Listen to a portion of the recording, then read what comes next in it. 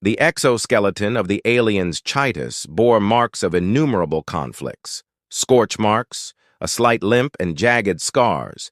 They all revealed themselves as he rose to speak before the Senate.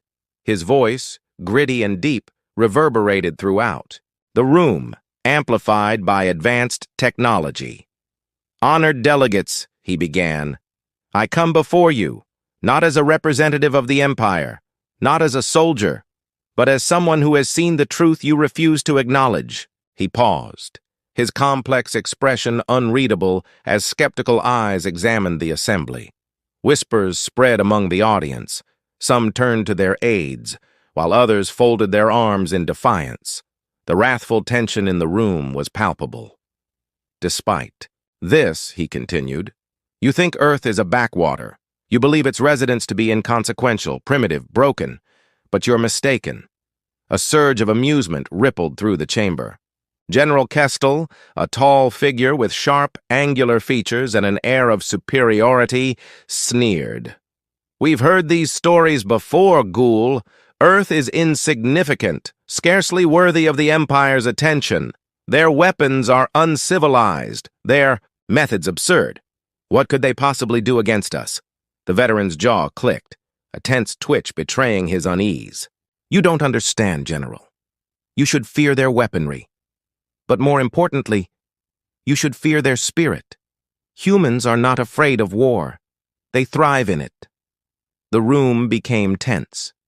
Even Kestel's sneer faltered, replaced by a flicker of doubt. Ghoul leaned forward, his voice dropping to a grim tone. "I've seen them endure suffering that would break any of us. I've seen them fight, not for glory, not for conquest, but for each other, for survival. And they do it with a ferocity beyond comprehension." The Senate fell silent, the weight of his words settling like a storm cloud. Advisor Malraux's calm, analytical tone finally broke the stillness. "You speak of Earth's military as if it is more than it seems. Give us an example, Commander. Use facts to persuade us, not theatrics." Ghoul's expression turned cold. "Very well," he said. "Let me show you Captain Nathan Hayden." A holographic image flickered to life above the room, showing the smoke-covered battlefield of the Korean Ridge. The crackle of distant gunfire echoed faintly in the recording. "This is from the Battle of Korean Ridge," Ghoul explained. "To the Empire it was a minor skirmish, but to humans it was a fight for survival." The image zoomed in on a man's face. His armor was battered, his features bloodied and grimy, yet his eyes burned with unshakable resolve. Captain Nathan Hayden, Ghoul said. "He led his squad against impossible odds, outnumbered 10-1, their weapons outdated, their supplies dwindling. Yet they held the line for 3 days. General Kestel snorted derisively. "Another tale of desperate heroics." Ghoul's voice rose sharply. "No! This is not desperation. It's determination." When the Empire's forces finally overwhelmed their position, Hayden led a counteroffensive.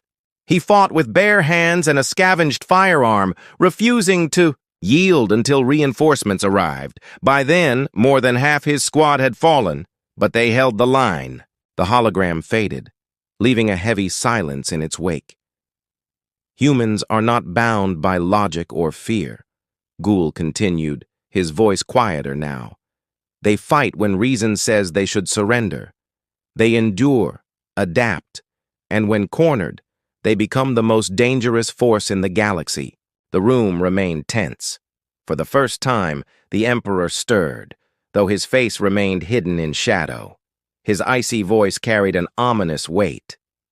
"Are you suggesting, Commander, that the Empire might not be enough to crush them?"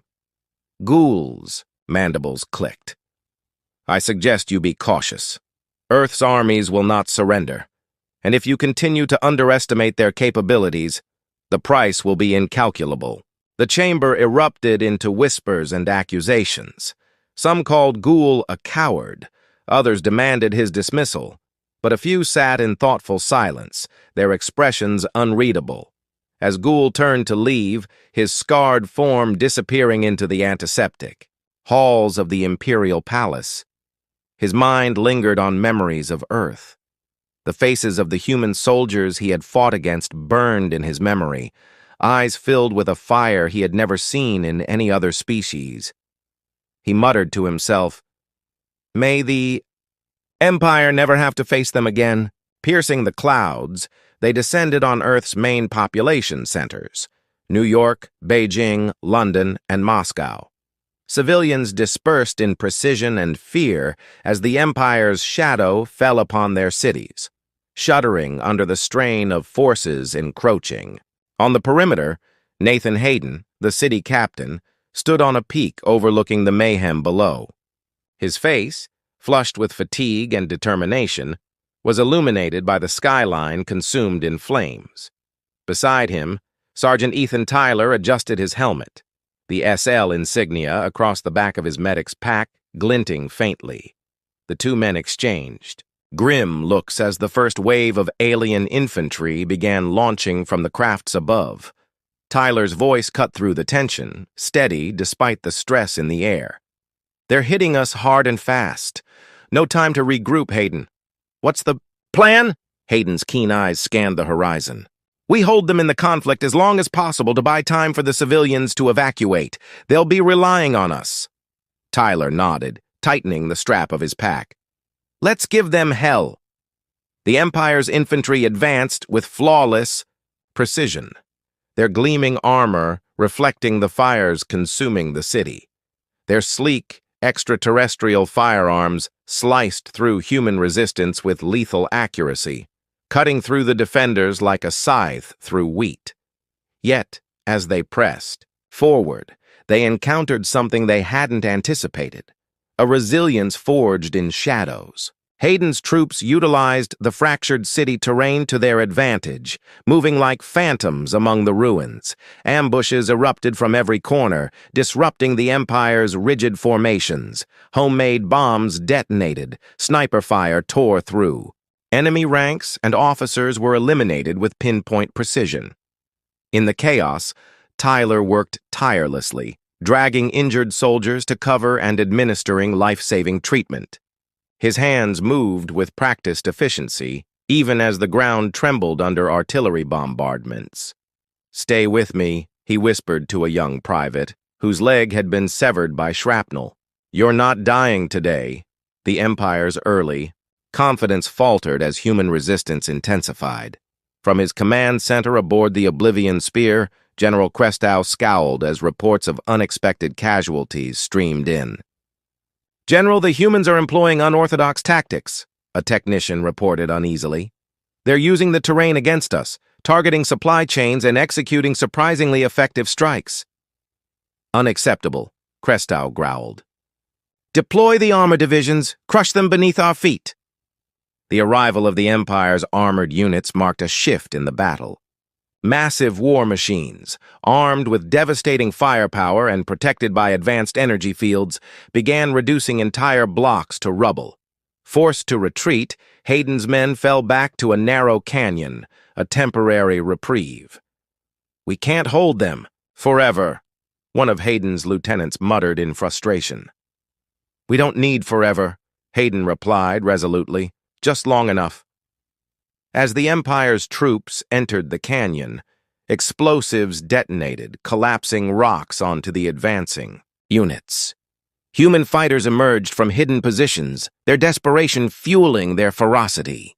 The Empire's war machines, designed for open warfare, struggled in the confined space, their overwhelming firepower rendered ineffective.